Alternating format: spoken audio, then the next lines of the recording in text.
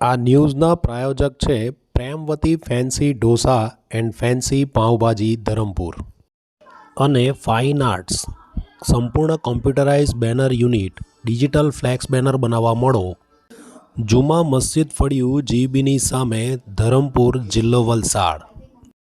King restaurant, અહીં તમને મળશે ગુજરાતી, પંજાબી અને ચાઇનીઝ થાળી. અમારું સરનામું છે વાપી રોડ, નાના પુંઢા. સ્ક્રીન ઉપર જે જોઈ રહ્યા છો એ મહિલાઓ લીલું લસણ સાફ કરી રહી છે. આ મહિલાઓ લીલું લસણની ખેતી કરીને અઢળક કમાણી કરીને પોતાના પરિવારને મદદરૂપ થઈ રહી છે. આ દ્રશ્ય છે ધરમપુર તાલુકાના તિસ્કરી તલાટ ગામના, જ્યાં મહિલાઓ પોતાનું ઘરકામ અને દિનચર્યા પૂર્ણ કરી સાથે સાથે આત્મનિર્ભર બની પોતાના પરિવારને ખેતી કરીને મદદરૂપ થઈ રહી છે.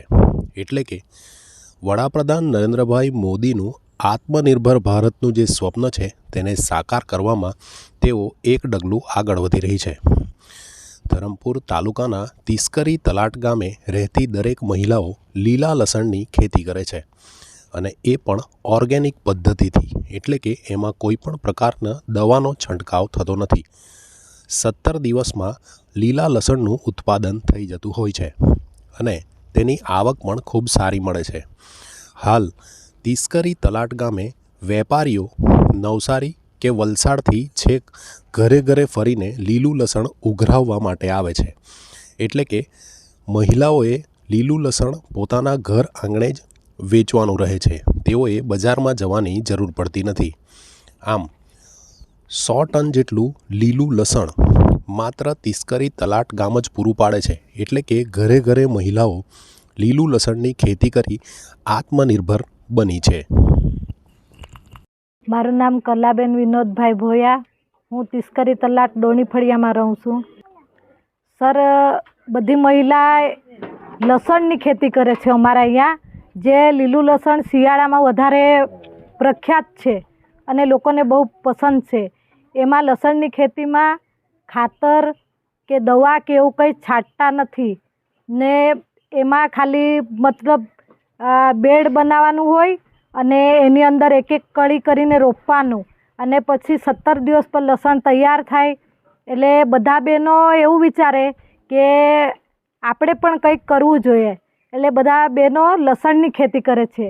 અને એમ સર જોવા જાવ તો અમારા અહીંયા 3-4 બહેનો રોજના આમ લસણ ખોદીએ ને તો અમારું 100 કિલો જેટલું લસણ એક દિવસનું જાય.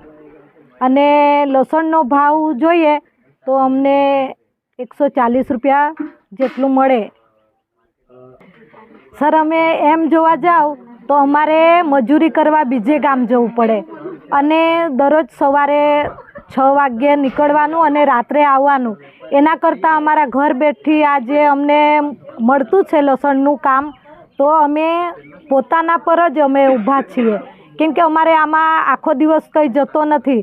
2-3 કલાક અમે કામ કરીએ અને 4-5 બહેનો આમ ભેગા થઈને અમે કામ કરીએ સમૂહમાં, એટલે અમને થોડું વધારે સારું. અહીં ખરીદી કરવા આવનાર વેપારીઓ મહિલાઓ પાસે 170 રૂપિયે કિલો લીલું લસણ ખરીદે છે અને ઘર બેઠા તેમને તેમના ઉત્પાદનના પૈસા પણ મળી જતા હોય છે.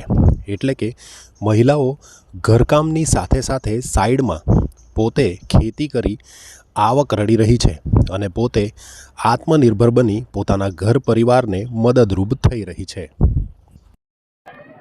મારું નામ દિનેશભાઈ ભગુભાઈ ભોયા, સરપંચ શ્રી તિસ્કરી તલાટ. સામાન્ય રીતે મારા ગામના જે પુરુષો છે એ કામકાજના અર્થે બહાર જાય છે. કોઈ કંપનીમાં જાય છે, કોઈ ખેત મજૂરી કરે છે, તો કોઈ બીજું છૂટક મજૂરી. પણ હાલમાં જે મારા ગામની મહિલાઓ છે એ ખેતીકામ એટલે કે આ લસણનું કામ કરીને પોતાનું ઘરબાર ખૂબ સારામાં સારું ચલાવી રહ્યા છે.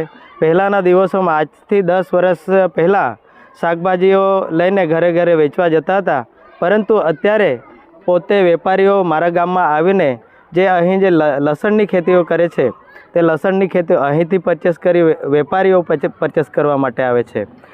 અને વલસાડ જિલ્લામાં, સમગ્ર વલસાડ જિલ્લાની વાત કરીએ તો સૌથી વધારે લસણ મારા ગામ ટીસ્કરી તલાટમાંથી જાય છે. આશરે પ્રતિદિન 1000 કિલોગ્રામથી પણ વધારે મારા ગામમાંથી લસણ બહારના ગામમાં જાય છે. ગુજરાત રાજ્યમાં તો ખરું જ, પણ ગુજરાત રાજ્ય સિવાય પણ અન્ય રાજ્યોમાં પણ મારા ગામમાંથી લસણ જાય છે દેશ વિદેશમાં.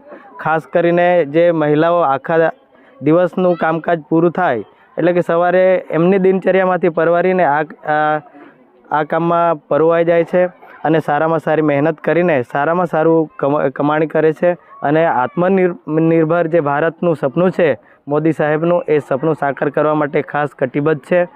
આમ તિસ્કરી તલાટ ગામનું લસણ માત્ર ગુજરાત પૂરતું સીમિત નથી, અન્ય રાજ્યોમાં પણ તે પહોંચી રહ્યું છે. એટલે કે મહિલાઓની મહેનત અને આત્મનિર્ભરતાનો સ્વાદ માત્ર ગુજરાત જ નહીં, અન્ય રાજ્યો સુધી પણ પહોંચી જવા પામ્યો છે.